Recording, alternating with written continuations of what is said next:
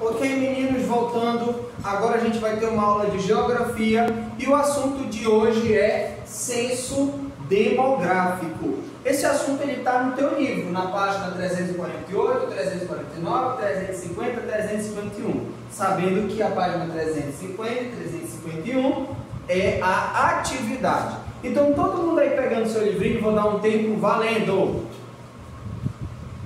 Ok? Pegou o livro? Agora vamos fazer a leitura desse conteúdo. É um conteúdo muito importante e é de extrema necessidade para você compreender um pouco sobre a população, do nosso país. Ok? Vamos fazer a leitura? Acompanhe aí. Olha só. O primeiro censo do Brasil aconteceu em 1872, tá? Nesse período, o país, que ainda vivia na época do Império, contava com mais de 10 milhões de habitantes, dos quais mais de 15% eram escravos.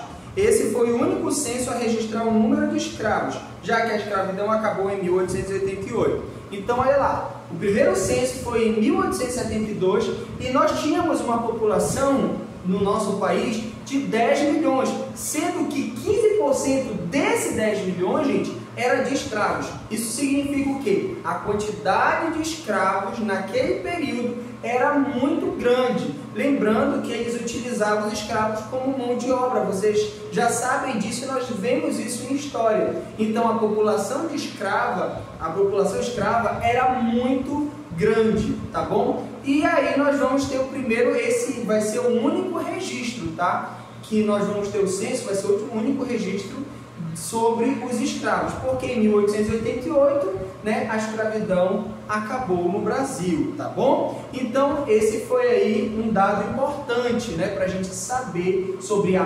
população do nosso país. Lembrando, gente, que censo demográfico, ele vai estudar, claro, eu acho que você já percebeu, nós vamos estudar a população.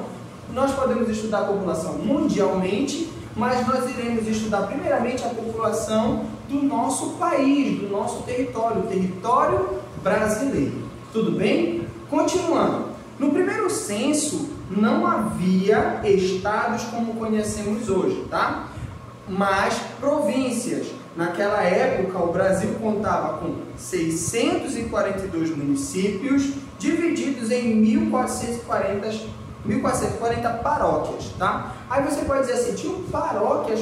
Como assim? As paróquias, gente, é uma forma também de divisão territorial da Igreja Católica. Então isso significa o quê? Nós tínhamos mais de uma paróquia em cada município, uma quantidade de paróquia maior do que a quantidade de município. Isso é interessante você entender, porque naquele período a religião oficial do nosso país era o catolicismo, e o catolicismo sempre estava buscando se expandir no território brasileiro. Tudo bem? Continuando. Os estados só passaram a existir depois da proclamação da República, ok? O último censo do país ocorreu em 2010. Então, o nosso último censo foi em 2010. Nós estamos no ano de 2020, já foi há 10 anos atrás.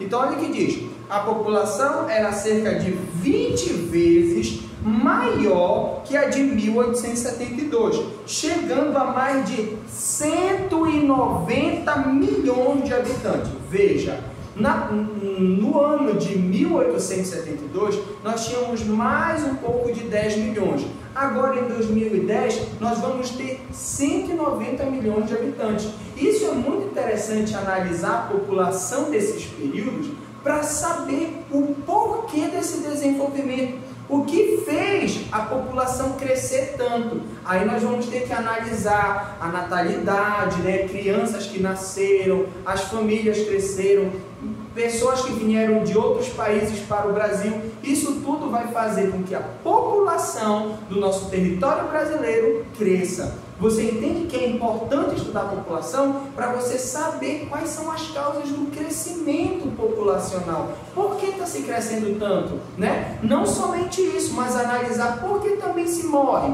Por que, vamos dizer, as pessoas estão vivendo mais, temos mais velhinhos. Por quê? É através da análise da população. Que coisa interessante, Continuando, outras mudanças também podem ser observadas no período entre o primeiro e o último censo. Por exemplo, o Brasil já não é mais dividido em províncias e paróquias, claro, e sim em estados, municípios e bairros.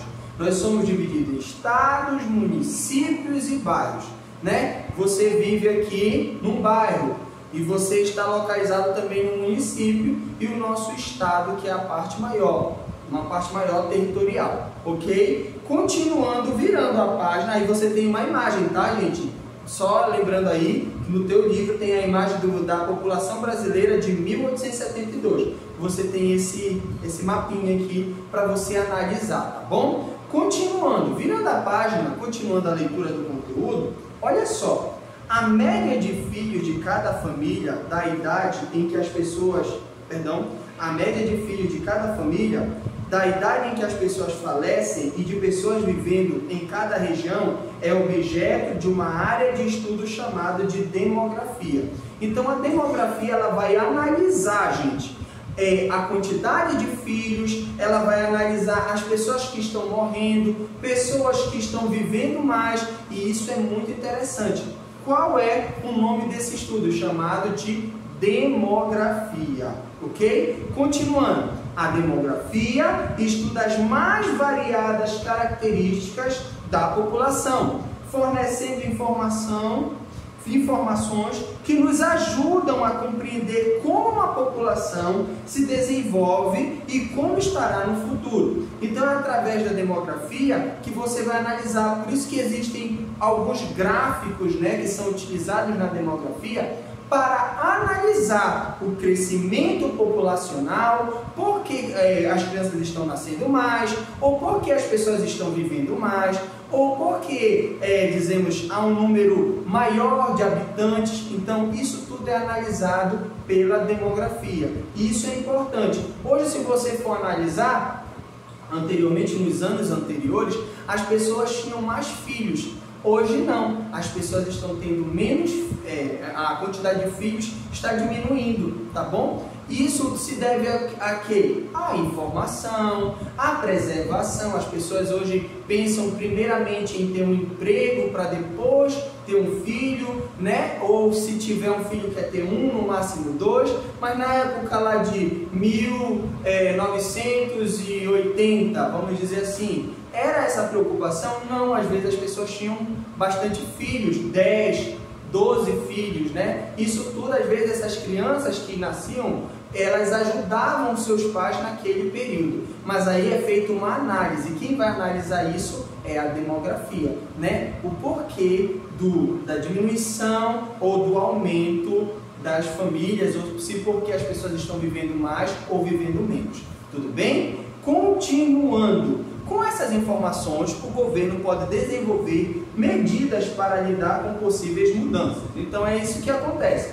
Quando ele pega essa análise populacional, que a demografia ela vai analisar, eles vão pegar todos esses dados importantes, porque as pessoas estão vivendo mais, porque as famílias estão tendo mais filhos, a média de filhos, eles vão pegar todas essas informações e vão analisar, opa, nós podemos melhorar isso aqui, nós podemos ajeitar isso aqui, isso tudo para a melhoria da população, né? Ok? Continuando. Com essa informação, o governo pode desenvolver medidas para lidar com possíveis mudanças, ok? Com um grande aumento populacional. Observe nos mapas abaixo o aumento da população entre 1960 e 2010. Então, há um aumento populacional. Você vai perceber que em 1960 há uma quantidade de pessoas e em 2010 há outra quantidade de pessoas, há uma quantidade maior. Isso significa o quê? Que as pessoas estão vivendo mais, né?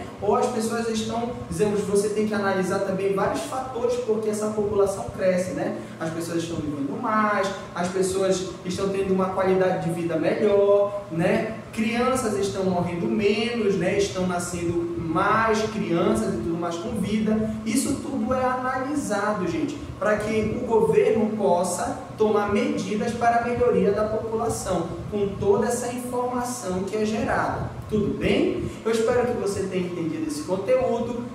Fazer a atividade do livro, tá bom? E depois a gente conversa mais. Claro, se você tiver dificuldade, eu deixei aí, eu mandei uma mensagem no WhatsApp, que quem tiver dificuldade, nós vamos fazer algumas coisinhas inovadoras durante a semana, tá bom? Então, um beijão, um abraço, fui!